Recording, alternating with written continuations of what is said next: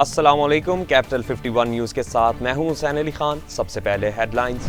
PP रहनुमा शीरी रहमान की जानिब से सेनेटर शमीम आफरीदी की बाज़ाब्ता तौर पर पीपल्स पार्टी में शमूलियत से मुतल्लिक सेक्रेटरी सेनेट को आगाह कर दिया गया।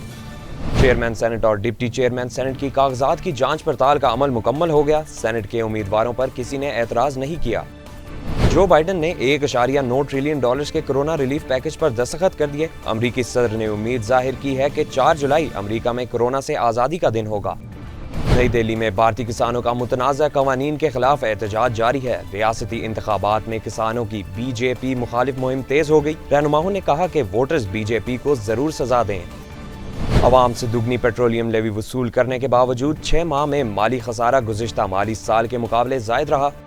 पेशावर में यूटिलिटी स्टोर्स पर चीनी की कीमत फी किलो 66 रुपये मुकर्रर कर दी गई। शहरी दोनों अशिया बाजार से महंगे दामों पर खरीदने पर मजबूर हो गए। PSL 6 के बकाया मैचेस का इनेकाद जून में करवाने का फैसला कर लिया है। पाकिस्तान क्रिकेट टीम के साबिक कप्तान शाहिद आफरीदी की शादी की 20 साल पुरानी तस्वीर सोशल मीडिया पर बेहद मकबूल हो गई। कराची में दहशतगर्द हमले में शहीद किए गए कराची पुलिस के SP चौधरी असलम की जिंदगी पर बनाई जाने वाली फिल्म चौधरी तकमील के आखिरी मराहिल में है। फिल्म स्टार बिलाल अशरफ ने सारा यूसुफ की जानिब से शेयर की जाने वाली तस्वीर पर कमेंट करते हुए लिखा कि आप बहुत से लोगों के लिए मुतासिर कुन शख्सियत हैं। ये थी अब तक की हेडलाइंस। मजीद जानने के लिए देखते रहिए कैपिटल 51 न्यूज़।